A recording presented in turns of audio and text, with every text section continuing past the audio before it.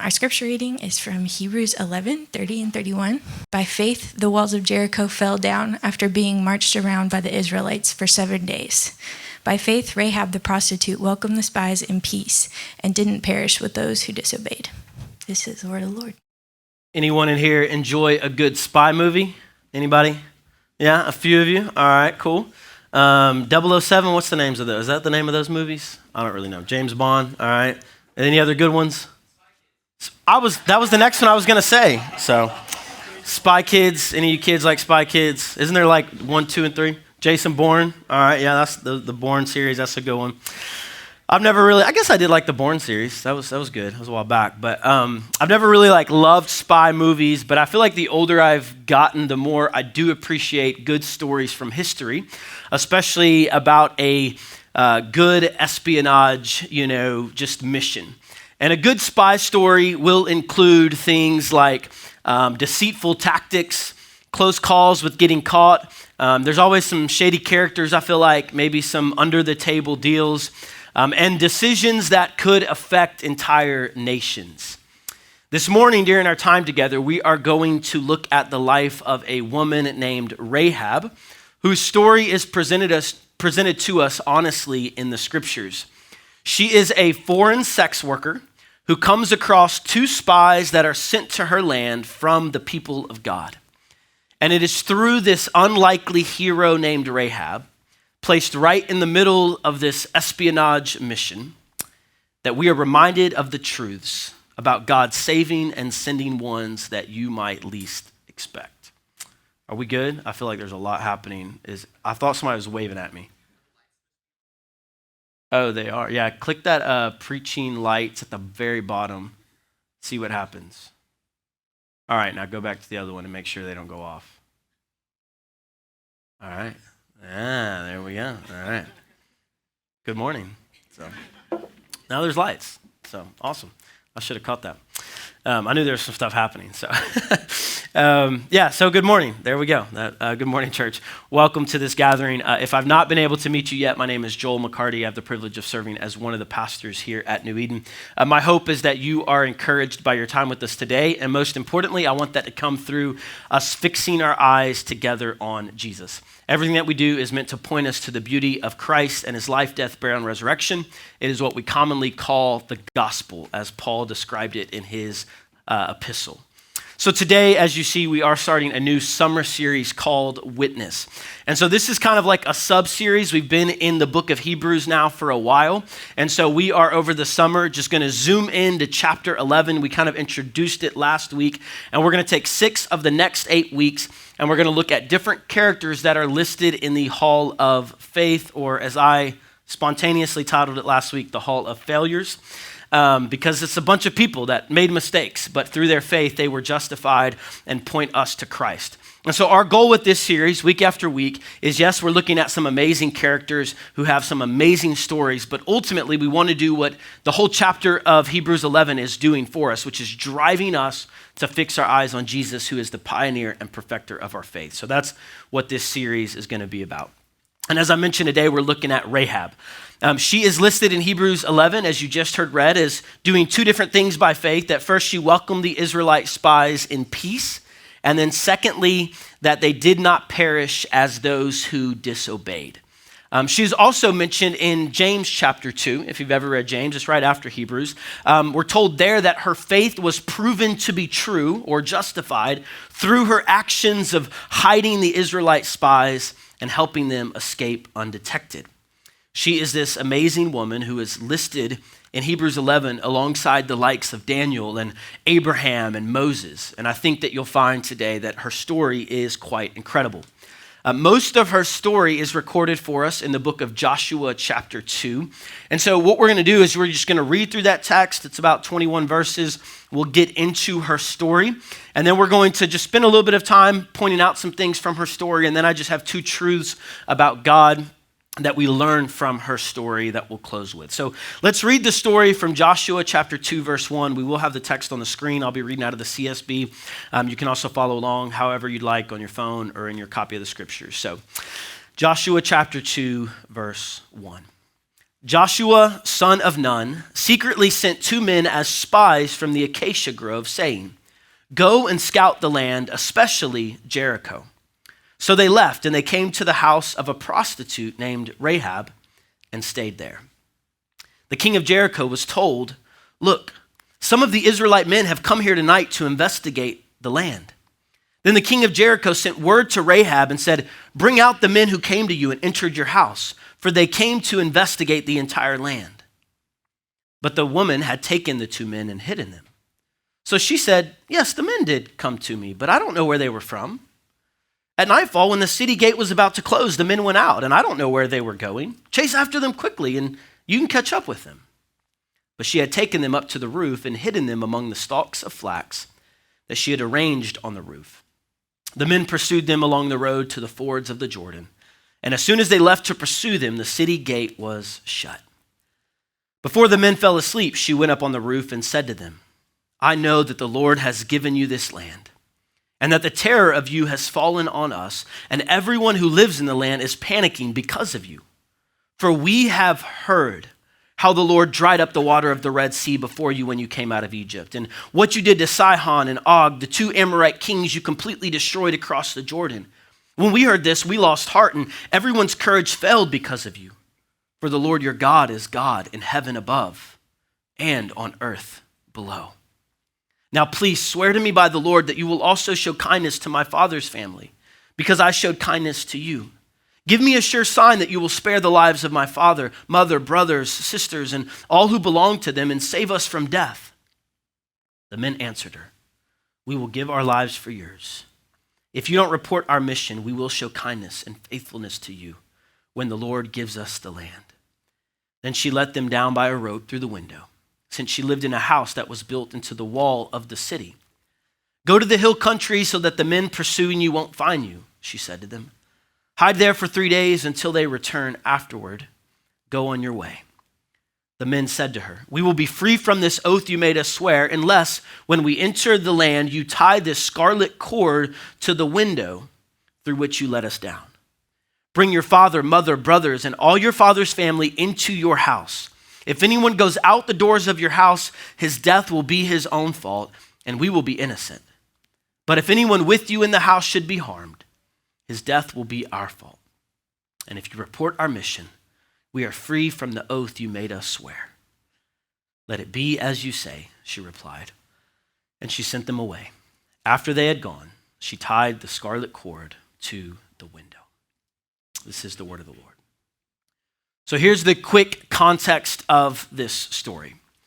If you remember the history of Israel, God had redeemed the people of Israel out of Egypt, out of slavery, and he promised them that they would receive a land of peace. And this story is a part of that conquest. The entire book of Joshua is. So from history and the Bible, we know that many cities in the ancient Near East were full of injustice, full of evil, full of sin and brutality.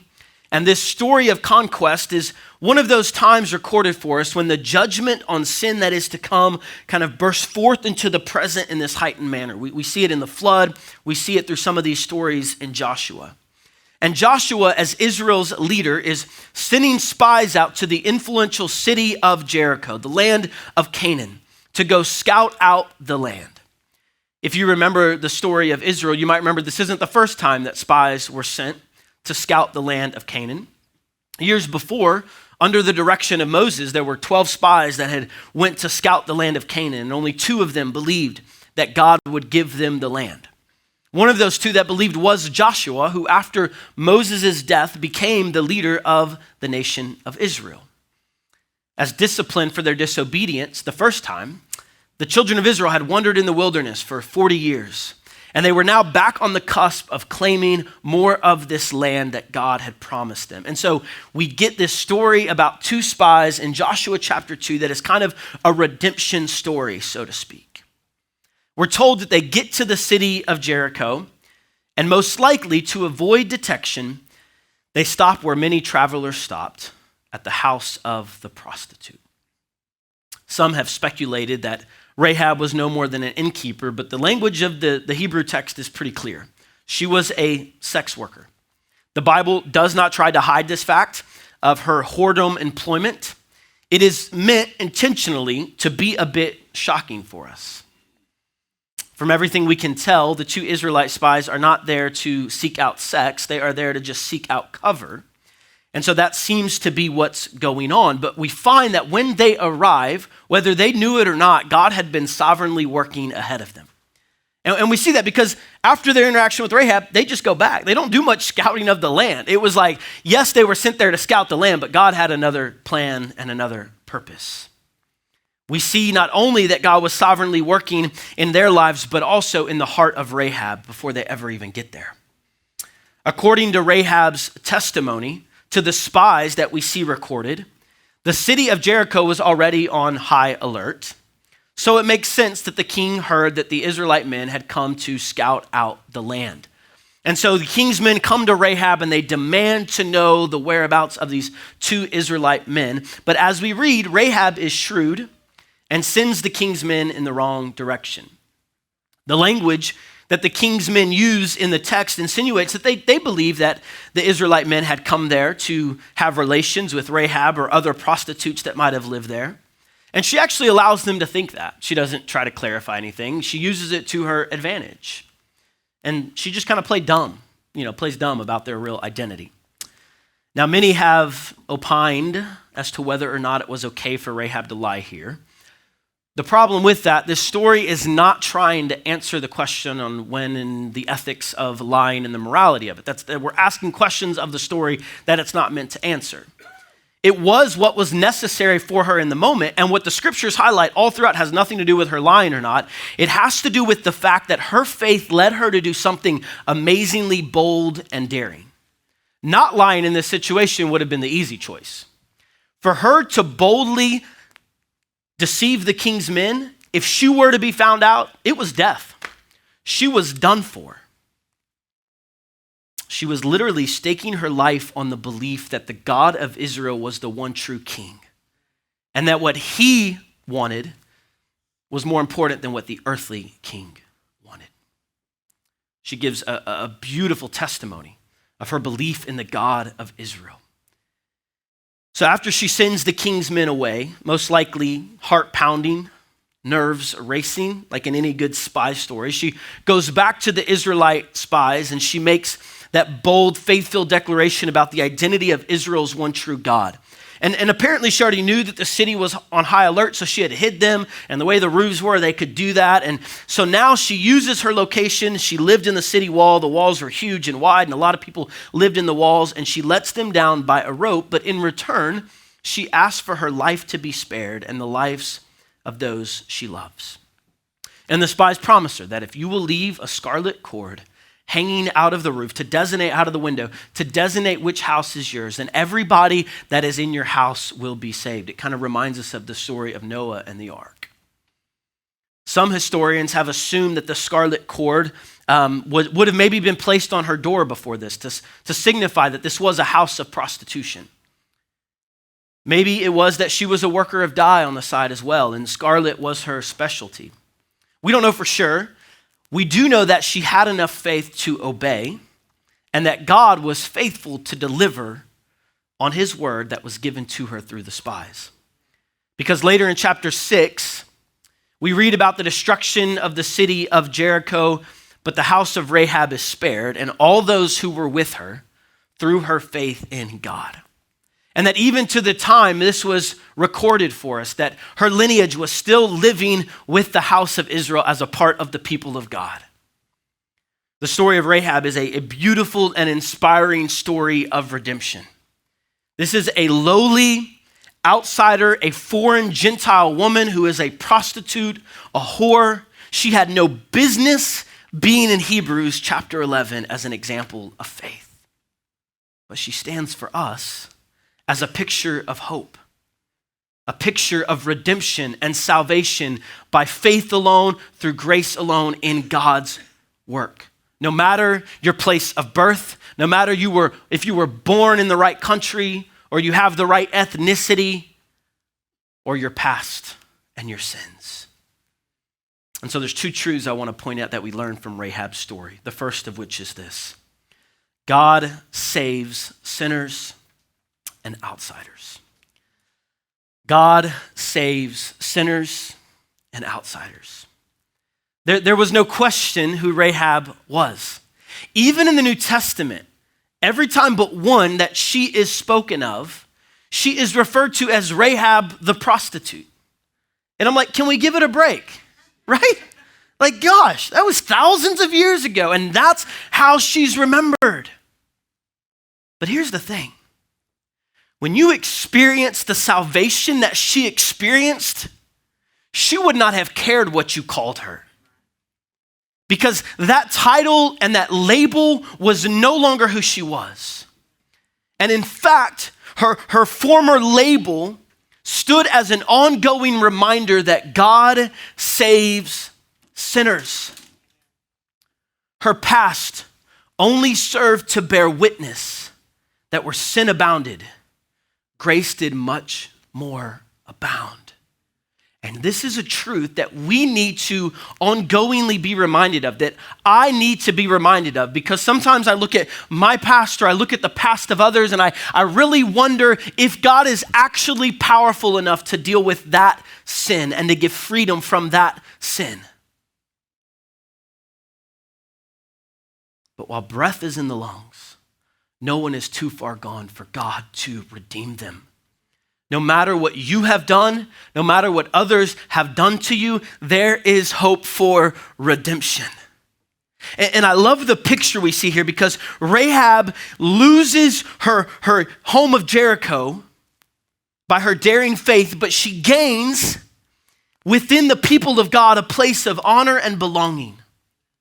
And so too should sinners find a home and a place of belonging within God's people, the church.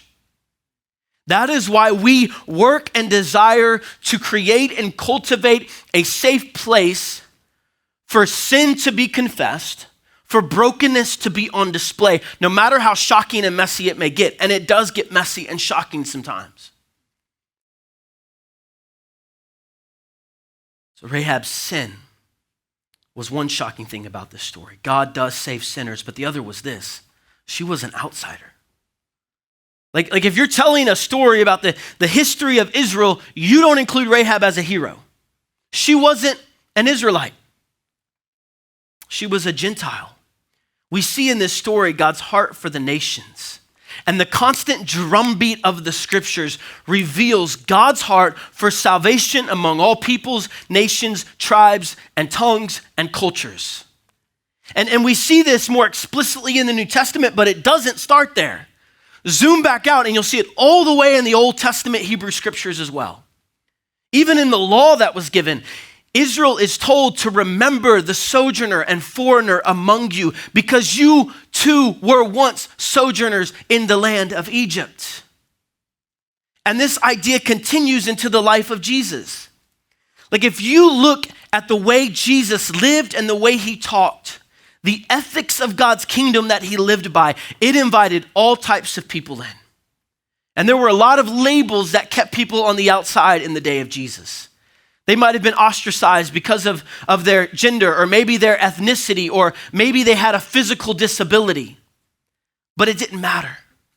These are people that Jesus intentionally invited to the table through parables and stories that Jesus told. Sometimes through explicit commands, he taught his followers that when you go throw a party, go invite the outsider. Go invite the poor, the disabled, those who others had discarded and ignored and were a burden to be there. The outsiders of the day. And this is why the church is not only a safe place for sinners, but also a place for outsiders to find a home. And this is important because we have to take the truths of God's word and allow them to sink into our lives and begin to change us through the work of the Spirit. There is no room following the way of Jesus to discriminate and treat someone poorly, or talk in demeaning ways toward outsiders who live among us. Maybe cultures we don't understand, whether that be across the street or around the world. And we don't get a pass because of their immigration status. Like, this is clear biblical truth. Right? And you can have an idea about how the government should govern, but we cannot allow any of that to get in the way of us loving our neighbor. And so I have to be reminded about this. Degrading comments about people's ethnicity or the way they were raised on all different sides, or maybe mental and physical disability. And it can be sometimes about a specific individual. I think we're probably most guilty of just kind of doing it about an entire group of people. And what happens is when these comments are made in conversations or around the dinner table, it lets people know, it sends signals that I'm not welcome here. And the reality is, what we're telling people is that Jesus and his church doesn't have a place for you. And so we have to be mindful of that, myself included. And we don't get a pass either because it's just the way politics are in our world. And if we want to win, that's how we got to engage. Who cares if you win an election and you lose your soul? And so my hope is that if we're not careful, we become the opposite of what the church should be. We don't want to become a monolithic echo chamber where the only people we welcome the doors in is people that make us comfortable because their past is clean enough or they agree with us on enough things. And so what we should be doing is clearing the way and removing as many barriers as possible to make the church a place where people that society has excluded can belong. Like that's the way of Jesus. So we as the church want to lead the way in that.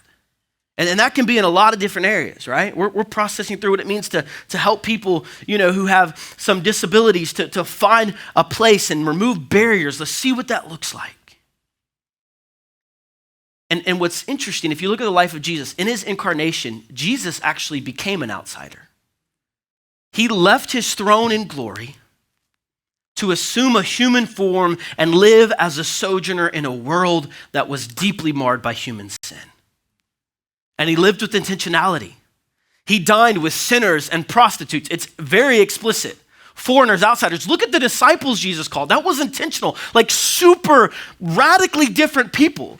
And somehow they find a home in the presence of Jesus that they said there's something, and they didn't even always grasp it. I mean, it was years that they're still mishearing what Jesus is saying, but there was something about them that said, this is a place where I can belong. What Rahab foreshadowed years before comes into full focus through the life of Christ. And it's this radical message of life for all, open to everyone, no matter your ethnicity, no matter your past and what you've done. It is this message that ultimately got him killed because the powers that be didn't like it. And he willingly went to the cross though, because he was willing for his own body to be destroyed if it meant salvation for all who believed. Like the people of Jericho, all of us have iniquity in our hearts. And we actually deserve what Jericho received. That wasn't unjust. We all deserve destruction because of the way that we have chosen. But through the blood of Jesus, his scarlet blood dripping off the cross, we are offered redemption and salvation. Because ultimately, we are actually all the sinners and the outsiders that need a home. And just as all those who took refuge in the house of Rahab received life, so too do all those who take refuge in the cross of Christ find life abundant. And think about the shame and reproach and the trust that her family had to have to go into the prostitute's house. They were willing to bear the shame and reproach. But when the walls of Jericho fell and what was left was the house of Rahab, they found honor and vindication. And so too do we bear the shame and reproach of Christ. It doesn't make sense to the world. It doesn't make sense to give up everything and follow Jesus and lay down your life and lose it so you can find it. But we also receive vindication and honor as Jesus wins the victory and gets back up from the grave, defeating sin and the enemy. This is the hope. Just as Rahab and her house were saved through faith alone, so are all who put their trust in the good news of Jesus. You can't earn this. This is why we say every week, it's the gospel, the life, death, burial, and resurrection of Jesus that we all need. And the beauty is this same king will return to fix the mess. And in the final kingdom, there will be no outsiders. There will be no more labels except washed white in the blood of the Lamb. We all have a seat at the table, and it is this new people that God is creating, made up of every nation, tribe, and tongue. Everyone has a place prepared for them. And so the place of peace that Israel was promised, and ironically, I think at its height, they only ever gained 10% of the physical land because it was pointing to the new Jerusalem, the new heavens and earth where everyone will belong. No more mocking, no more shame. The blind will see, the lame will leap. There will be no more physical or mental shortcomings and struggles because we will be fully resurrected, body, mind, and soul. Truly, God saves sinners and outsiders. But I love this because he doesn't just save us. And as we wait for his return, he actually invites us into his story, and he also sends sinners and outsiders. This is the second thing we see. God sends sinners and outsiders. You don't just get a back seat in the door like, all right, we're embarrassed of this dude over here. Like, yeah, we'll let you in the kingdom, but chill back here. I've got some superstars over here I want to lead the way. What's crazy about this whole story of Rahab is from a worldly perspective, she was a nobody. Discarded, distrusted, probably running to prostitution because that's all she can do to survive. Maybe she had been divorced and in this culture there was no other way. And what's crazy is she is not someone who would be the hero of any story you're trying to write unless God is the author. And her story is given to us to remind us of how God saves. She is used to bear witness to God's redemptive power. This is what God does. The scarlet thread protecting her house and those within is meant to intentionally remind us of the Passover story when the blood on the doorpost caused the angel of death to pass over the house. She's a part of this tradition of God's salvation. We're also reminded of a woman named Tamar. She was another bold and courageous woman who played the prostitute, but found herself used to bear forth the seed of Jesus the Messiah. And even these prostitutes being redeemed are pictures of the nation of Israel, who is later called a whore because they go chasing after other gods, but God still redeems them and uses them. And then it's a picture of all of us who have maybe not physically engaged in that, but we have spiritually engaged in cheating on God with other gods and idols. And her life is used to testify of God's grace to the world. See, Rahab is not only mentioned in Hebrews and James, we also hear her name mentioned in Matthew chapter 1. When Rahab was rescued in the story in Joshua, she still had to dwell outside the camp because she was a Gentile. But here in Matthew, Rahab finds herself smack dab in the middle of the genealogy of Jesus, the incarnate Messiah who came to save the world. God doesn't just save her, he uses her. She is a Gentile outsider prostitute, and she gives birth to Boaz, who then marries Ruth, who's another Gentile outsider, ironically making their son 1/4 Israelite, which tells you that the seed of Christ is not about physical ethnicity. That's not the point. And Rahab becomes the great, if my math is right, grandmother to King David, the forerunner to the ultimate King Jesus. And so you follow Matthew 1 and it ends with the birth of Jesus, the Messiah. This is not how you tell a story of a coming king if you're making it up. You would present Jesus as coming from a pure line with a bunch of noble people, not full of a bunch of prostitutes like Tamar and Rahab and Moabite outsiders like Ruth, who was a little fishy the way she even married Boaz. But this is the way of God's kingdom. Everyone is invited in. And God not only invites them in, but he sends them out as redemptive witnesses to the power of the gospel. Read the book of Acts if you want to see it continue. The gospel begins spreading through the most unlikely of people, men, women, young, old, all different nations, prophesying, bearing witness, and taking the gospel forth. This is why we care about going and sending both across the street from the neighborhoods all the way to the nations. And we don't go in a patronizing sort of way like you need us. The reality is we need each other. We go partnering, arm in arm together.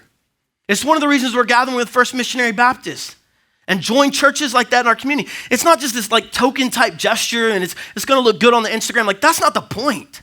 Like we actually need them to accomplish the mission that God has given us to do. It is not just something that's optional. Like if you think New Eden can do what God's doing and bring in a new Decatur one day, like that's ignorant and arrogant. We are not the church that's going to figure that out finally. It takes the universal church of God together.